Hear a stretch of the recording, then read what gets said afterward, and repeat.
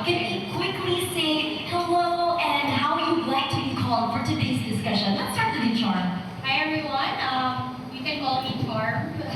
I prefer that compared to Ready to Adult. People call me Anak. But Uy, ikaw si Ready to Adult. they don't know my first name. Charm. Yeah. Happy to have you here, Charm. By the way, si Charm flew in from Cebu. Kakarating lang niya 6 a.m. this morning. So yes, pleasure to have her join us. We also have Ayan, hello everyone. Good morning. So, just call me Jeanette. Gigi Nelson. Gigi. Janelle. So, if you've been wondering, her last name, Sekitin. Oh, kasi I've been wondering online, parang, yes, si Janelle, oh, si Janelle, pero hala yung last name niya, Sekitin? It's Sekitin. Gigi, silent U. Now we know. Now we know. And then, of course, we also have Hello everyone. So, you may just call me Michelle. Michelle of HR, of course, taking care of everybody. And then, Morning everyone. You can just call me Ria. and by the way, nakakatawa last year, katabi ko rin kayo, Ria. Now, everyone, umpisahan na natin. Let's get real. Let's get ready to adult, as they say. Now, nakita natin yung results kanina, no, as presented by Pia doon sa ating survey. Pero, lahat ng ito, nagsisimula, right, sa sarili. No? When we talk about personal finance, hindi tayo pwede nagtuturo sa iba, kasi ganito lang kasi yung pamilya ko. Well, a lot of us are born into different places and spaces, pero wherever we are from, we need to be building that confidence. So I want to talk to you first about that one, building our confidence, understanding our financial mindset, and making it stronger. So siguro, una-una para mabuksan natin itong usapan ito, I know a lot of us here might have moments of financial doubt, parang uno moments, like, oh my goodness, pecha de peligro, yung mga ganon. So, I'd like to ask all of you to share an experience, a real life example, na naramdaman yung naging financially insecure kayo, at paano yung naging turning point nung time na yun. Siguro, we can start with Charm. Okay, financial insecurity. I feel like that's one of the reasons why I started learning about personal finance. Kasi breadwinner kasi ako. So, meron akong, you know, I'm sure fellow breadwinners will relate na parang feeling mo hindi sa'yo yung pera mo. Nakikita mo yung ibang tao na wala silang responsibilidad sa family nila. And you think na, if ganyan ako, ang laki siguro ng masasave ko. Diba? Kasi, but because I have all these responsibilities and I have to put them first because their needs, my wants, and my other goals will always come second. Ganon ako before. Until to the point na parang I started to question na parang ganito na lang malaki. Like all my money really just going to other people all the time.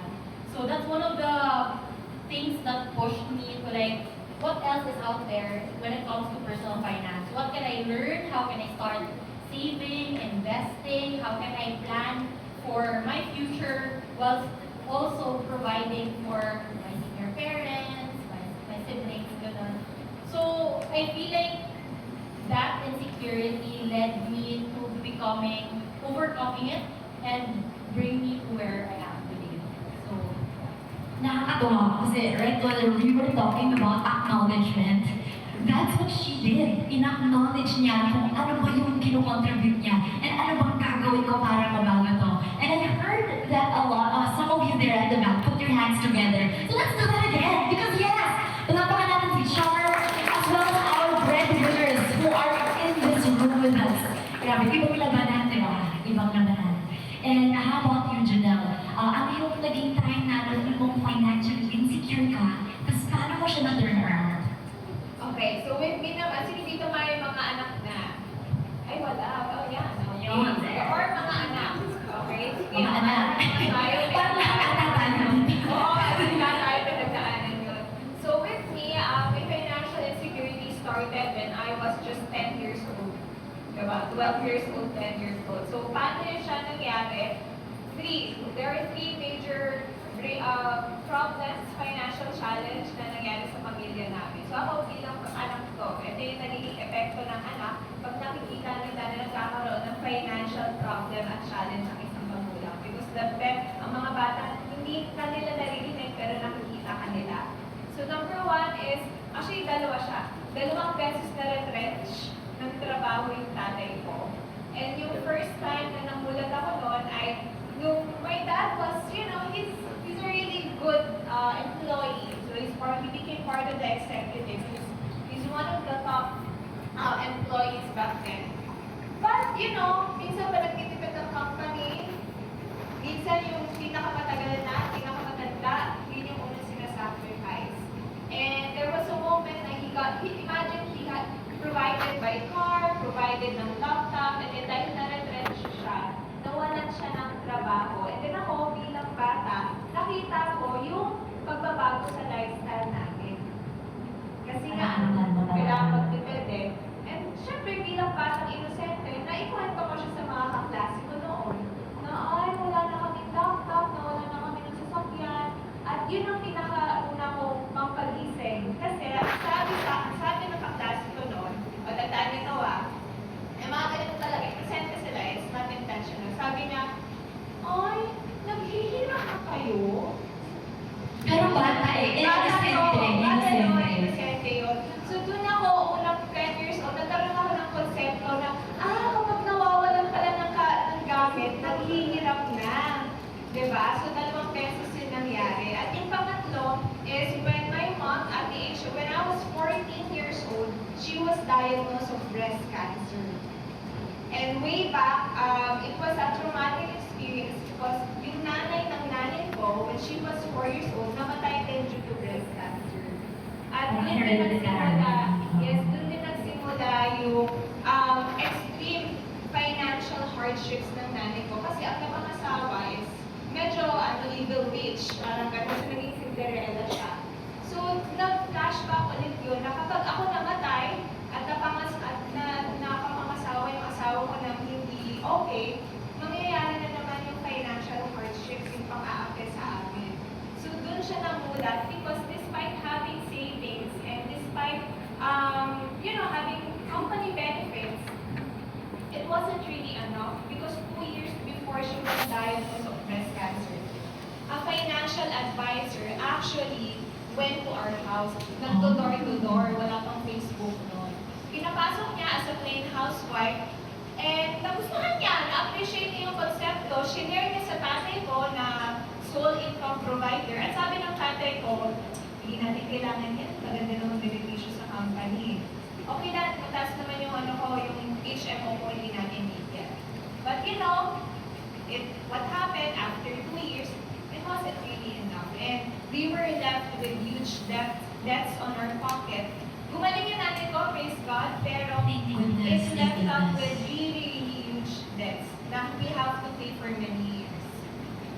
Pero yung thing doon, hindi din natin masisi yung magulang natin kasi yung alam din nila is only the knowledge of their time, no? Yes.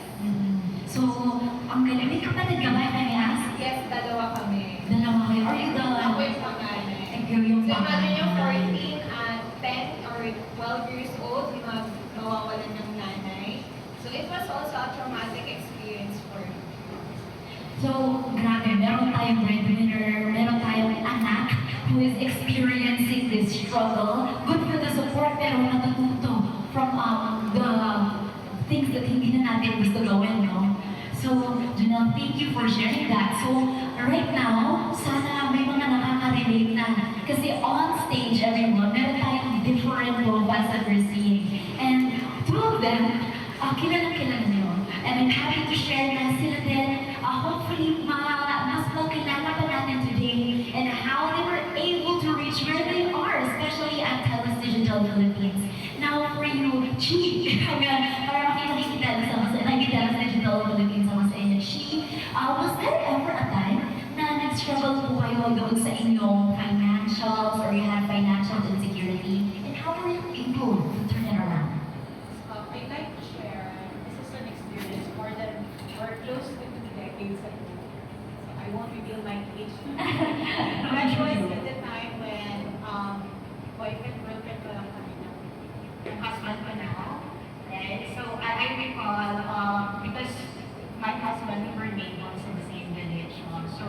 when we were still boyfriends and girlfriends, and we were starting to talk about certain stuff, right? Like, first getting married. I recall we were walking dun sa street natin, sa street natin. Siyempre, while holding hands. Diba? Yan. And then we were looking around at the houses in our neighborhood. And then we were telling ourselves, can we afford our own house?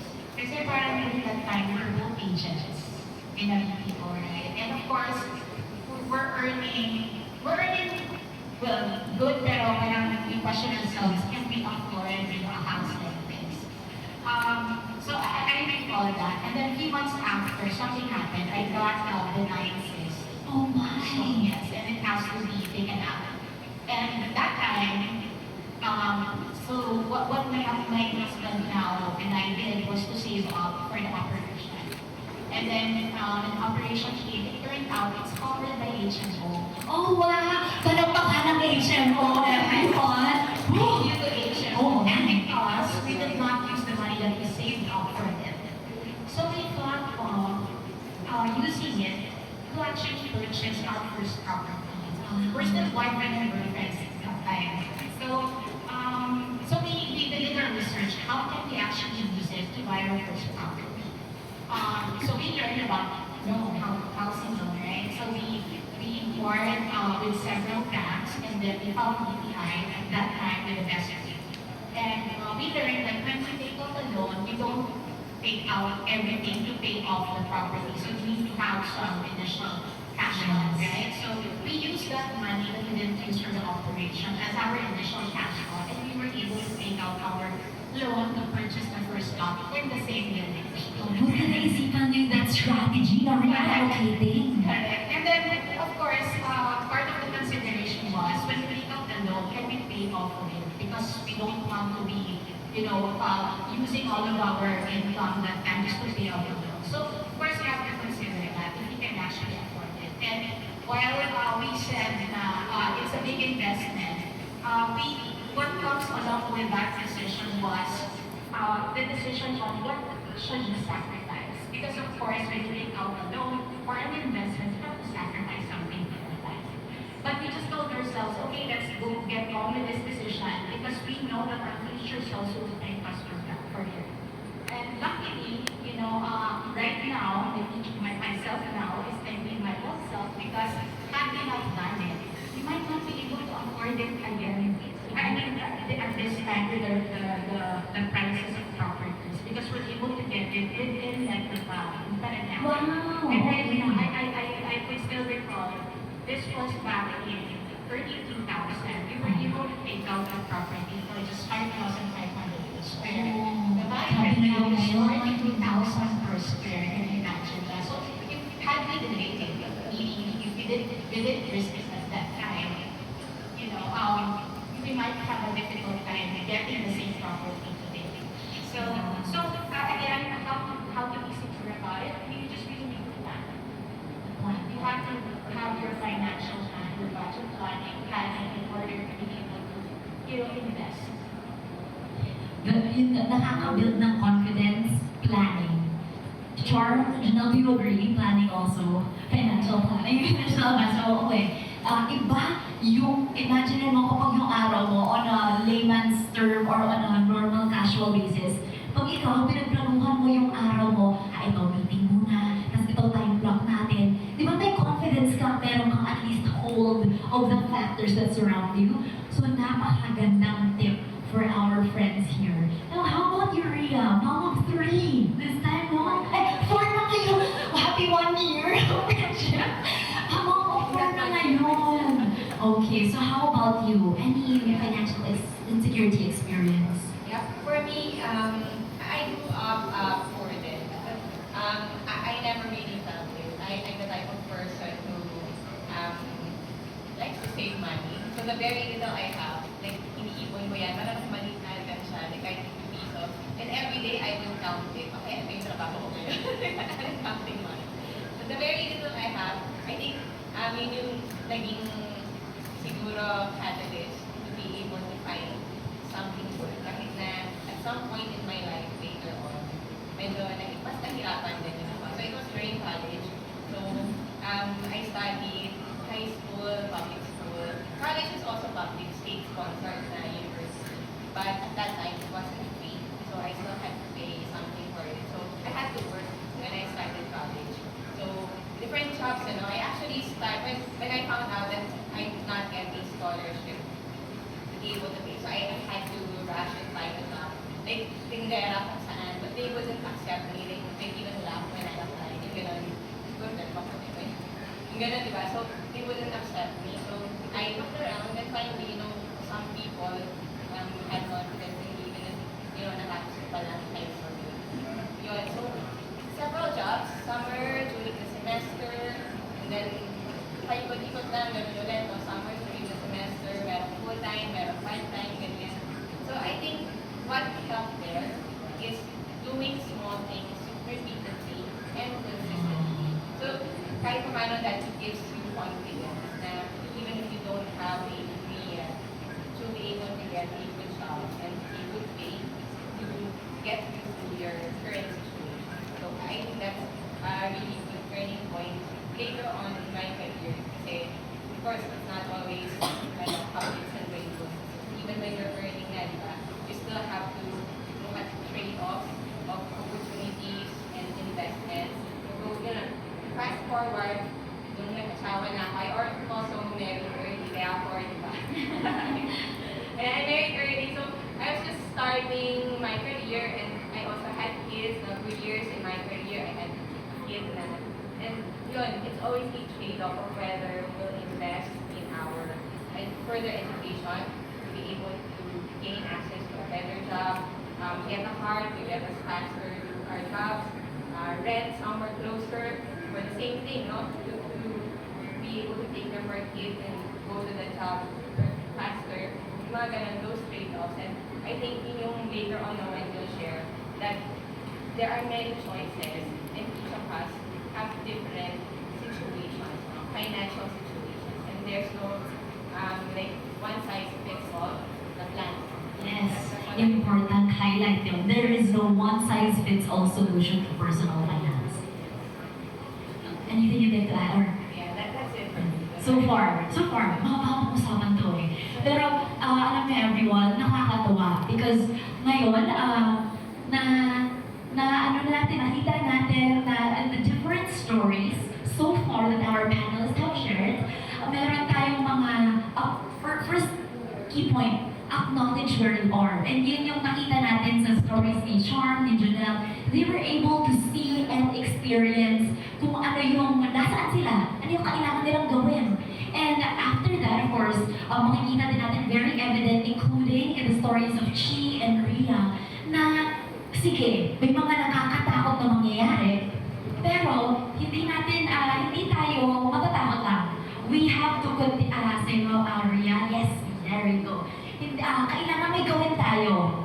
Kahit maliliit na steps, small actionable steps. And nakakatawa nga actually kasi ikaw mismo siya yung naka-experience ng medical situation, no?